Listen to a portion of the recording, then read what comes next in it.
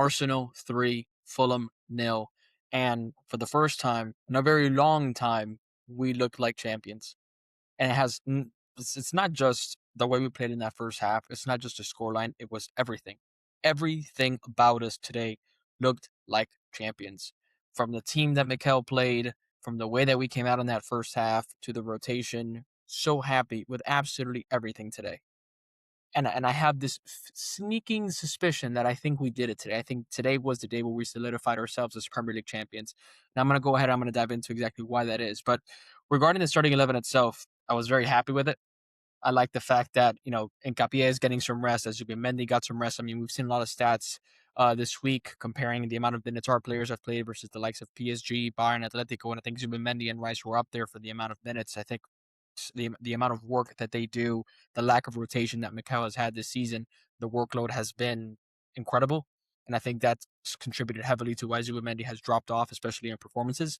And so to see Skelly starting in the midfield in a crucial Premier League game at home, I'm glad to see that Mikel is finally trusting the squad. I mean, you had 6 years to build this squad. It's about time that you trust them. So to see Calafiori come in for Nkapie, to see Skelly come in from Mendy was absolutely marvelous. And Trossard in from Martinelli as well, who put in a tremendous shift against Atletico. I was very happy with that. And that performance, I mean, fantastic. It was definitely Gyokeres' best game in an Arsenal shirt, and there's a reason for it. You can come down to injuries, you can put it down to tactics of a variety of things, but I think along with Minute, have been saying that Gyokeres has not been utilized in the right way. Mikel has often asked his wingers to be very, very wide, basically hugging the touchline. We're not really playing with a lot of technical players. We're playing with four center backs in defensive positions, Mendy and Rice in a double pivot. And realistically speaking, because of injuries and things of that sort, we've often seen either Havertz playing in the 10 or someone else. And it requires Gyokeres to do a lot to sort of link up the play. And he's looked clumsy, he's looked lethargic, and he hasn't played very well. But when you play him today with three very good technical players who can receive the ball to feet, Trossard cutting inside, Bukayo Saka very comfortable on the ball as well, whether it's picking up on the right-hand side and drifting into the space, Rice being a little bit more advanced, or Skelly being a little bit more advanced, it gives you a lot more creativity, gives you a lot more technical players in the middle of the park, gives you a lot more options in the midfield, and that allows Gyokeres to do what he does best, which is to run the channels back into the defender and be a poacher, be in that area where he is the absolutely most dangerous. And I think the first goal showed that perfectly. How many times have we gotten into very, very dangerous areas? We whip the ball across the 6 yard box and there's nobody there because no one has that natural striker's instinct. And he was there today for the first goal, and that was instrumental. And so I think that this has shown the perfect way to utilize Gyokeres. Get 3, 4 guys who are comfortable receiving the ball and who are technical on the ball behind him, and allow him to do what he does best: stretching defenses and hugging and attacking that goal and searching for it. That's what he does well. And this guy's a finisher. Say what you want about this guy, whether he's clumsy in the ball, not the most technical. I rarely see him miss chances. Rarely do I see him miss chances. In fact, I think he has some of the best conversion rates. So I think the blueprint is there to have a striker who can take us to the promised land, who can perform, who can score goals for us, but it's about putting the right guys behind him. And I think that if anything kind of drives our performances, and not only that, I think it should serve as the blueprint, especially for different kinds of profiles and players that we bring in this summer. I think it's time that we start getting wingers who are a bit more comfortable in the middle of the park, or a bit more technical on the ball, and start, getting more creative midfielders as well. So very, very happy to see that. Uh, I do want to touch on one thing, though. I saw a lot of people on Twitter specifically kind of saying that the reason why we were playing so great today is because Mendy wasn't playing, and I have to disagree with that wholeheartedly. First and foremost, Skelly had a phenomenal game, and he has shown today once again why he should have been playing a lot more games and why he should be a crucial player in this squad. And the fact that he's been rumored to move away, I think it's an absolute disgrace, and I hope Mikel today has seen exactly why we should keep him. But when Zubimendi is playing and he has Rice, to the left of him, he's got Ben White on the right, he's got Nkapie on the left, who is not a very good, inverted fullback. He's been fantastic for us, but he's much more defensively solid than he is, really good technical on the ball. We haven't really been able to play with a natural 10 because of the amount of injuries that we've had. We're playing with Madueke or Martinelli, again, players who aren't good at receiving the ball to feet. You now don't really have a lot of passing options. You're asking this guy to either try to get the ball to Gyokeres or try to get the ball, over and behind to the guys who are running like Madueke and Martinelli. So you don't have as many passing options. So whether you saw Skelly or Rice, Zubimendi, doesn't matter who you saw play today. When you have guys like Trossard cutting inside, Saka's a passing option, as is a passing option, dropping in deep, Calafiori being inverted, who is very, very good on the ball as well. When you have 3, 4 passing options down in the middle of the park, you're going to be a different profile of player. So, granted, Zubimendi hasn't been playing as well and he has dropped off. I will say that. But to say that this particular performance was linked to him not being in there, I think it couldn't be further from the truth. It's about putting the right technical players behind the striker like Gyokeres or having to play with someone like Havertz who is actually capable of dropping in deep if you don't have those guys in the wide areas. And that was a difference maker today. But Lewis Skelly was absolutely phenomenal, and I've always loved this kid. I think this kid is great. I've often called for utilizing him when we need more technical quality. I think he's the kind of player who can play at fullback as the inverted role, especially when we're playing against very defensive low blocks at home. He's the kind of player that also serves a fantastic rotational option in double pivot.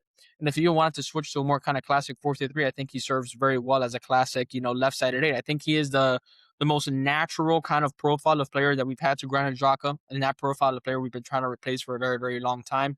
I think it brings a natural balance. He's tenacious, very good technically, good driver on the ball, decent job of protecting the ball as well. He knows how to drive into the space and actually put his body between himself and the defender. He's phenomenal for us. Sometimes he is a bit silly. He holds on to the ball a little bit too much and kind of leaves himself a little bit frail on the back, which is why I don't trust him, especially at left back. Against some of the bigger teams or some very tough away games. But when you're playing at home, you expect to have a lot of the ball. You expect them to have a very frustrating day in front of goal because of the amount of players they're going to have behind the ball. Having someone of his technical quality inverting into the middle of the park is absolutely necessary when you want to get as much technical quality in there.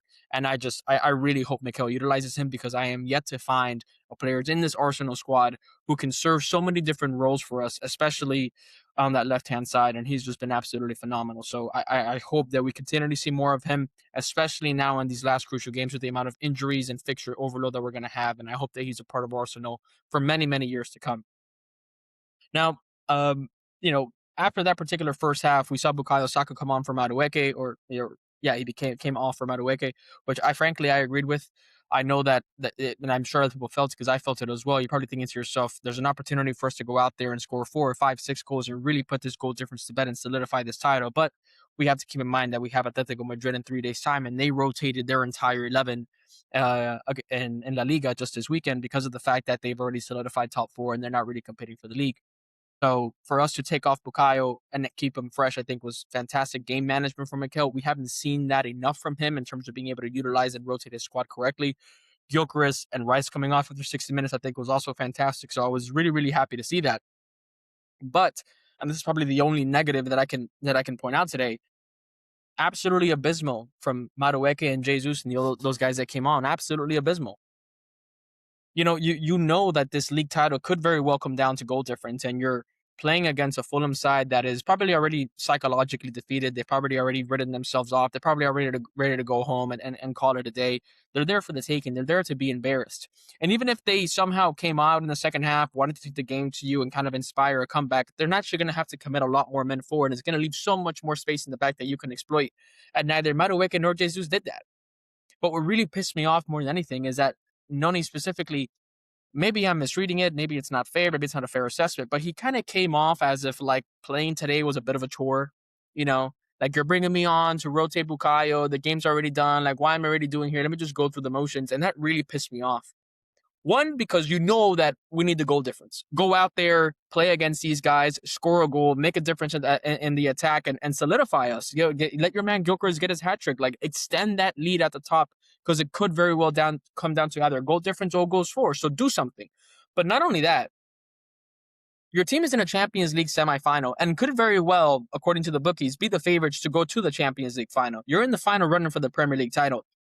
You are playing against Fulham, 3-0 up at home. They're already defeated. They're going to be leaving space in the back because they need to go ahead and actually try to recover, something of a result. You should be having a field day. Your own personal pride should be saying, let me go out there, put in an incredible performance so that I can give Mikel something to think about. So whether it's a Champions League semifinal or a Champions League final or the game that could decide the title for us, when he wants to bring somebody off the bench, I'm the first name that comes to his mind, so that I can come on and actually make a difference in what will be a career-defining moment for me. But no. It was like this like slow way of playing. infuriated me.